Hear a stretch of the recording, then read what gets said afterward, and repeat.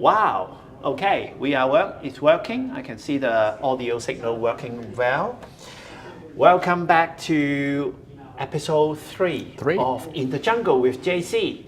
If you haven't seen the last 2 episodes and only discovering this series here in episode 3, go back to the channel and to find out the first session that Jonathan spent time with Justin Watnage from Vloggy, and it was a good conversation. Lots of lessons. It was a bit too broad or sort of covering a lot of things, but it's a cover a lot of ground, definitely. Yeah, definitely. And link in the description below to know more about Jonathan. Link in the description below to the Google NoteBookLM with all the content of this series in the same NoteBookLM, so you could directly ask your own question. If you do not want to invest 25 minutes per episode to be entertained by my grandma jokes, or grandpa jokes, okay, or dad jokes. I hope you don't mind. Okay, moving right along. Shall we make a toast? Oh, happy Friday. Happy Friday, and this is third episode, and at least in the recording, actually this is the 4th one because I make a mistake in our second recording, so we lost 1 episode. But now this is a 3rd episode published on the channel. Cheers. And that's part of the fun of this location where we are recording. If you do not know where we are, we got the perfect view to Central and Atlassian building under construction, and this is level 13 at Tech Central Innovation Hub in Sydney. Moving right along. Okay, back to... In the last episode, the session 20 minutes ago, we talked about some aspects of the grant application program and the chicken and egg question and... For the New South Wales MVP Ventures program. Have you moved the last question, the brutal fact of uncomfortable? Yes, you move it to the last part. Okay, question number 5. We've been seeing cases where applicants didn't even progress towards assessment because of the stream misalignment. There is a stream 1, stream 2. What are they? How do they best fit to give them better chance in either stream? Okay, this is a big one. Perhaps we should take a step back and I'll quickly explain my understanding of how that assessment process goes, okay? Yeah. For the current MVP Ventures program. Yeah. So you put in an application. It goes to what they call the eligibility assessment. Yeah. So it looks at things like, do you have an ABN, standard stuff. So very factual not stuff. Subjective. It's very black and white. Black and white, yeah. ABN less than, they look at your financials, and if you have less than, I forgot the number, but revenue. $10 million revenue. Okay. I forgot $1 million revenue or something. Something like that. 10 million is a bit too high. I think it's one. One. Yeah. If you have $1 million revenue. Yeah. So there are go back to the guidelines, but there are a few hard line it's black and white questions. Yeah. Okay. They look at those first. Yeah. And then they will look at the stream that you pick. Yeah. This is a new thing for this iteration of the MVP Ventures program. They don't usually have it. Other programs don't have it either. For very good intentions. So stream 1 is just eligible companies, normal companies. Yeah. Stream 1. Stream 1. Yep. Any company, any business. That satisfies the eligibility. Okay. Any business that is addressing the key areas. No. Eligibility. Like you have an ABN, you turn over less than X million dollars, you have less than X number of staff. Yeah. Those kind of things. Okay. Right. Stream 2 are for 2 particular type of companies. First ones are majority female owned and female operated. Majority female. That's right. And 51% majority or we'll 90%? go into that. We'll go into that. 51, but we'll go in more detail. Okay, because that's where people trip up. Yeah. And the second type are majority indigenous entrepreneurs owned and operated. Yeah. Okay. And there are different compliance requirements to prove that you're a stream 2. Yeah. Yeah.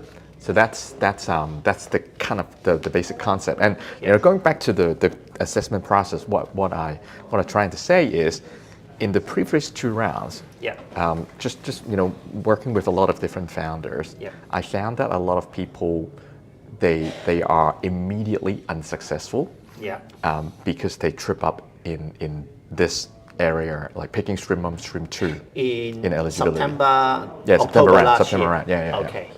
I see. Like they thought they were stream 2.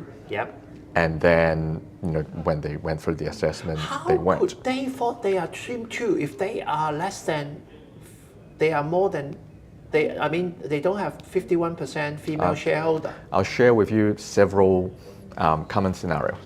Okay. Family trust. You use your family trust as a major shareholder. Okay. How do you prove your beneficiaries? That's one common trip over. Okay. Another one. You've appointed 2 directors and 1 secretary. Okay. It needs to be majority female. So you need to have 2 individuals that are female. But should it look at the cap table? The cap table would have the asset record. Yeah, the cap table. But the cap table has asset record has a cap that's table. That's the official document. Yeah, that's right. But you can easily overlook it. I had a case where there is a male and a female. Where the female was a director and a secretary, and then the male is a director.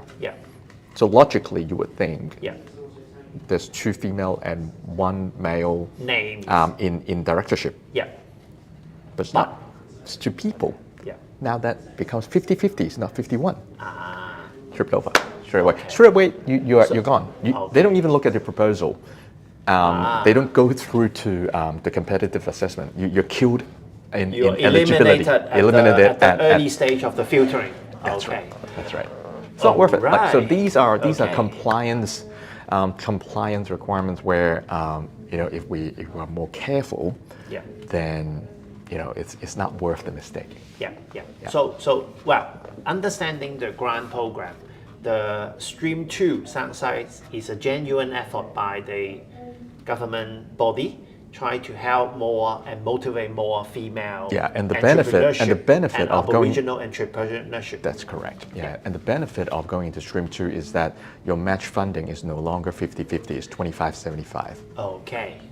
So for $100,000 project, if you're successful, you only need to demonstrate that you give out $25,000 and you would receive a $75,000 grant. You mentioned the $100,000 project again. In the last episode, we talked about it. Just to repeat that, if my whole roadmap of MVP development is actually $250,000, carve out a portion of it. So make it $100,000. You should, as an applicant, break down that project into a chunk that is $100,000 worth of cost and effort, but it also quantize it so that it could become an application.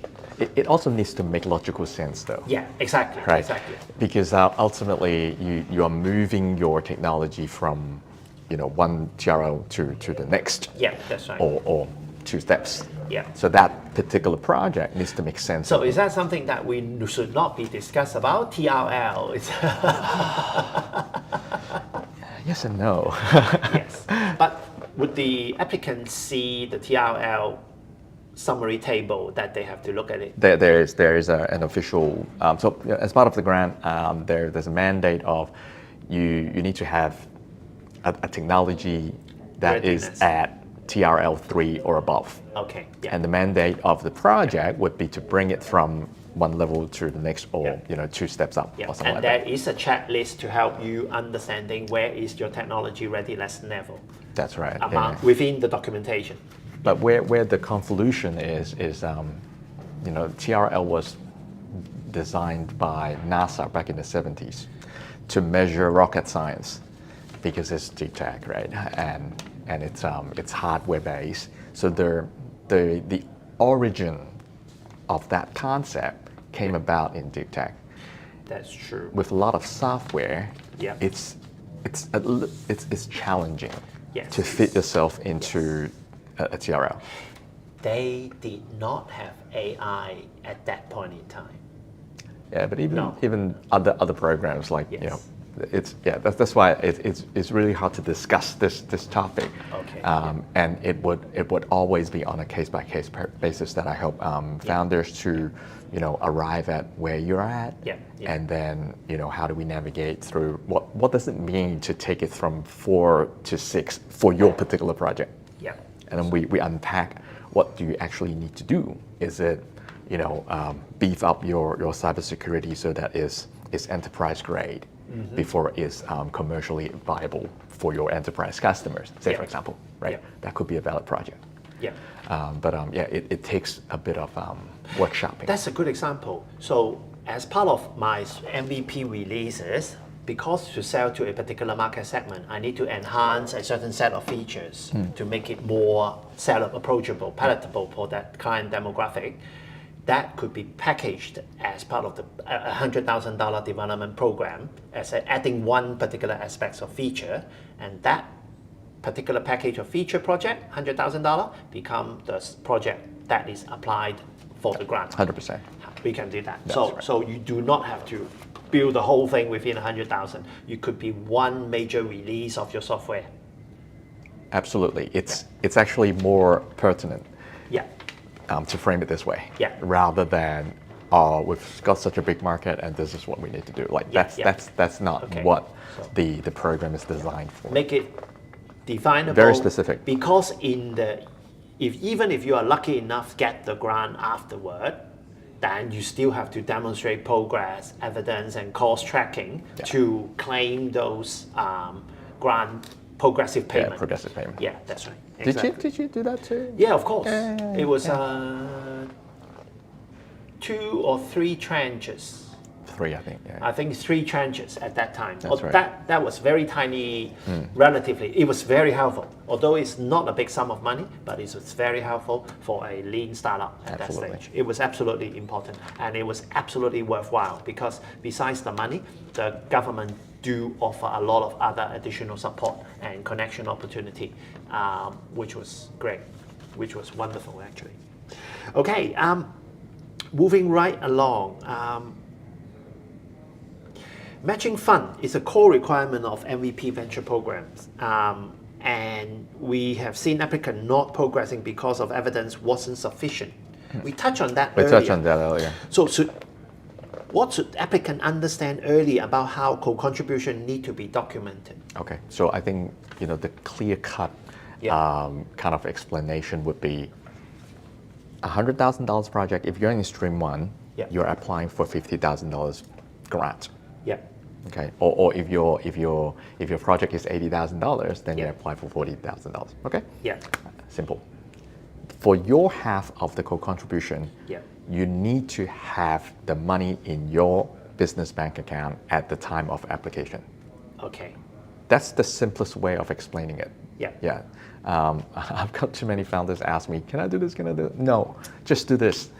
Well, we all understand that cash flow and timing is very important. Of course. Because if they have the money already at the time of application during end of March, but the decision of the grant not several coming months out, later. Several months later, do you sit there and wait for 3 months? They would ask you for an other proof right at the funding agreement. Yeah, contract stage. Okay. Yeah. Yeah, you probably would have done that. Yes, we have well. exactly done that.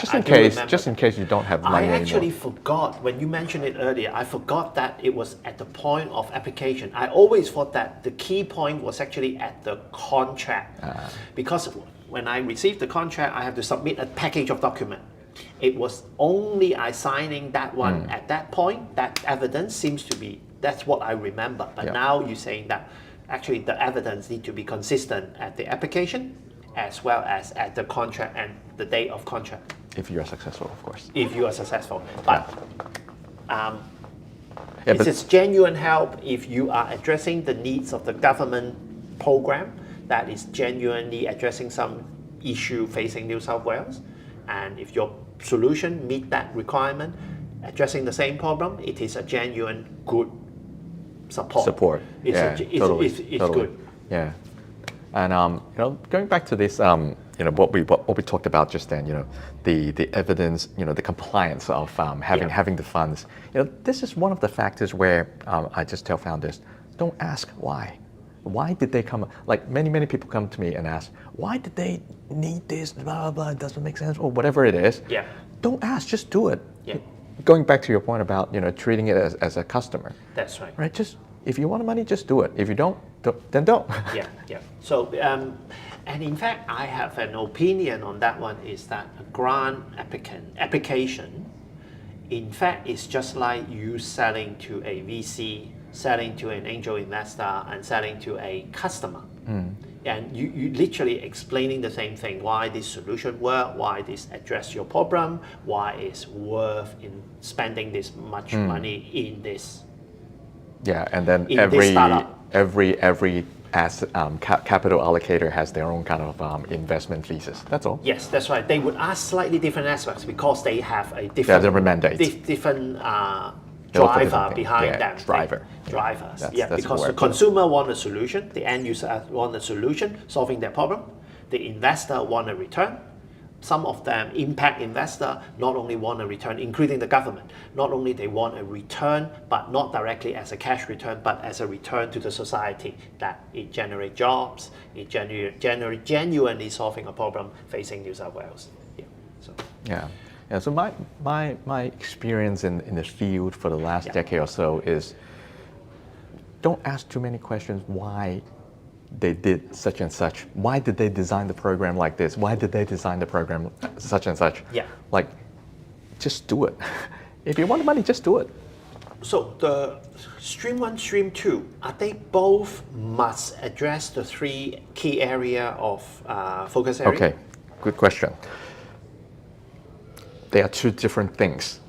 So we should look at it differently. Oh. There's a concept of eligibility. Yeah. And there's a concept of competitiveness. Yeah. That's where the assessment process goes. Stream 1, Stream 2 is an eligibility criteria. Okay. So it doesn't matter. Like you go through eligibility first.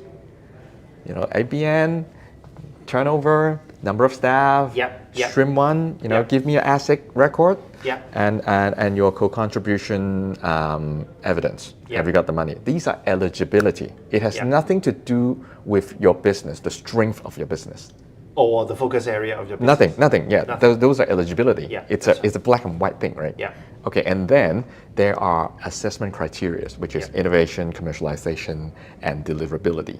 Those Okay. are score-based. Okay. They score you Score-based against mechanism. it. Yep. So going back to the industry alignment, Exactly. it's part of the commercialization assessment criteria. Yeah. So it's being scored. So it is a part of that. Okay. Sorry for a minute. That's right. That means for Stream 1 and Stream 2, assuming Stream 2, a female-led business, Yeah. they still need to address one of the key commercialization alignment, or could they be something else? Let's put it this way. Okay, I can't answer you in black and white. Okay. Okay. But let's put it this way. Yeah. Because the three criteria are to be scored. Innovation, commercialization, and deliverability. You have a score. Ultimately, you have a score. Okay, and hypothetically, under innovation, they might have a matrix to score you on 1, 2, 3, 4, 5 stuff. Yeah. And then as part of commercialization, maybe another 1, 2, 3, 4, 5 things that they look at. Yeah. And the alignment with the three policy missions is Is one a- of them. So all up the three alignments is only about 10 to 20%. I don't know the exact Okay, number. yeah. But Assume everything equal, then it's split up into but that's one. the concept of what competitive assessment criteria versus eligibility. Don't confuse them. Okay. Yeah. Interesting. Yeah. So you firstly focus on eligibility and compliance. Yeah. Get that out of the way because it's black and white, right? Yeah. Then you focus on how to strengthen your application accordingly to the assessment criteria, Yeah. which is your innovation, Yeah. What can you do, or what have you already built that no one else in the world can do? Yeah. And commerciality, Yeah. where's the money? Yeah. Who says they want to buy this already? Yeah. And get them to, give you a letter and That's write extensively, or write it for them. Yeah. I write a lot of these letters for my clients. Yeah. In a very specific way, accordingly to the situation of their engagement, their market, the industry, the life cycle of where they're at with the business. Very good, very good.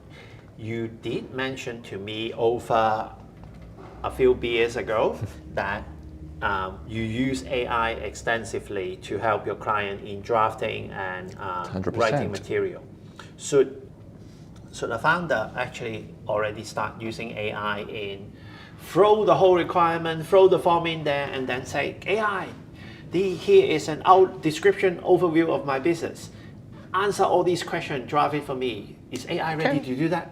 It can, but whether the quality of the output, it's a hit and miss. It's really hard. That's right. Yeah, I use AI to output all of my responses. Yeah. But then you add your own value on top of it. No, the other way around. You add value first. Oh, you add value and then in the... you have a conversation with the AI. And so then you draft it first, and then AI critique, and then... I don't draft it. AI drafts it for me, but I tell it what I want.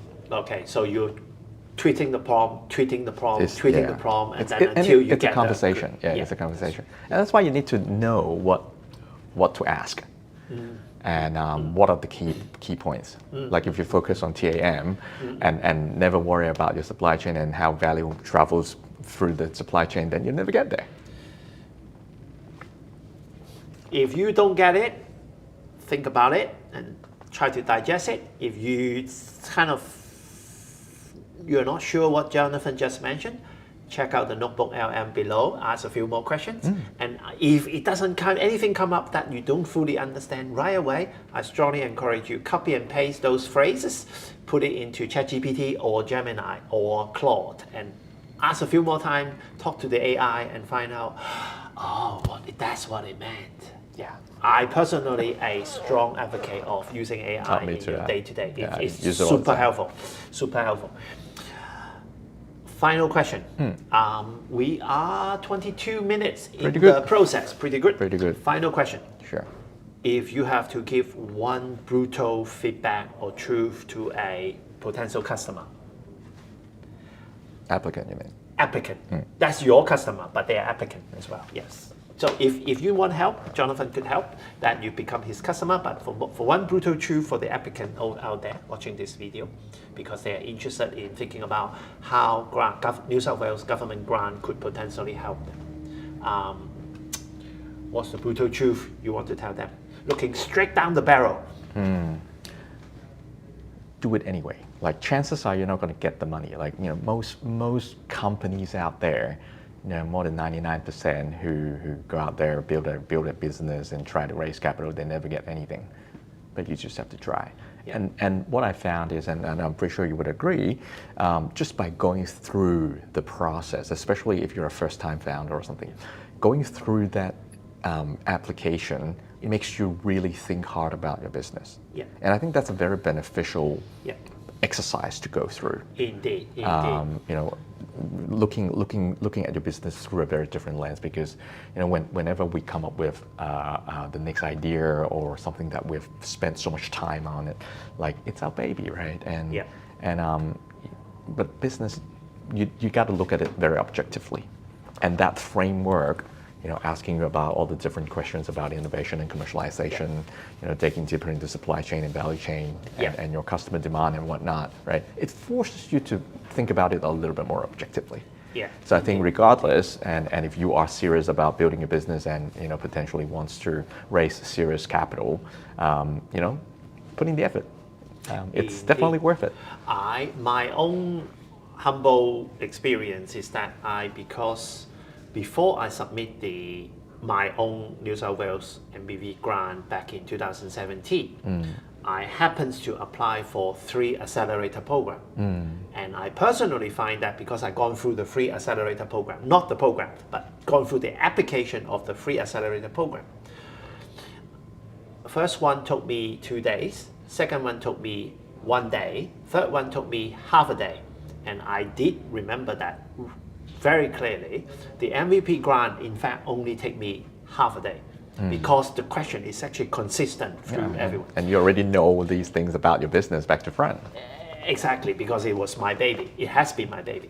And in fact, it's actually sharpened my flow of the conversation. And then, so luckily, I was actually between my application for the grant, on the same set of information, same set of concise, sharp answer, I managed to raise some capital. So as a result, I was able to find the matching fund and blah, blah, blah, and then make it a quite successful journey at that point in time. That's great. 17, 18, yeah. That's great. Yeah. Have we answered all the questions? I think so. We ran out of questions already on the list. I think we've covered you know, a lot of grounds. Yeah. But you know, this is only a start. And again, I would strongly recommend anyone who wants to apply for any grant program, like, yeah, spend some time reading the guidelines, check it in AI, and you know, ask questions about it, and really get to understand what's driving the program. Why is the department, you know, channeling funding into particular areas? Yeah. And if you happen to be operating in those areas, then you know your chances would have already increased significantly. Yeah. And for those founders who is looking for a opportunity market or market opportunity, that might well be the guideline might well be exactly telling you where the government seeing the biggest economic impact on the society is, and that might well be the biggest market that you could find right away. Could well be. Yeah. And same thing, link in the description below to find more about Jonathan. Link in the description below to go to NoteBookLM to discover the last 2 episodes as well as this episode. By the time you watch this one, this is already all inside the NoteBookLM. So you ask your own personal question. Hopefully, Gemini is able to help you digest and pick out your answer much more precisely. Yeah, so that's the plan. We like for all episodes, Yes. we're going to throw the entire transcription into the same NoteBookLM. That's right. So our audience can you know, go in there, Yeah. you know, pick which episode you want or multiple episodes, and you can ask questions right away. Yeah, and if you have not yet joined Startup Circle, follow the link in the description below. Go to Startup Circle to find out more, because we shall be, as you can see, this is actually a live stream recording. So if nothing goes wrong, we will start to have some future episodes with a little bit more early promotion, so that you could be sitting right in front of us, joining us to have a good conversation after Jonathan time or other guest time. And also, I think if there are particular topics that you know anyone wants to hear more, feel free to put it down in the comments. You know, our team would always be looking for you know, new guests, new expertise to kind of share insights. Because in fact the whole application of the grant program highlight a few areas. Some of the founders will always have gaps in, and how do they dig deeper, how do they prepare themselves more. Yeah, we look forward to cover those topics with you and for you. Okay. Until next time. See you next time, and let's roll the jingle.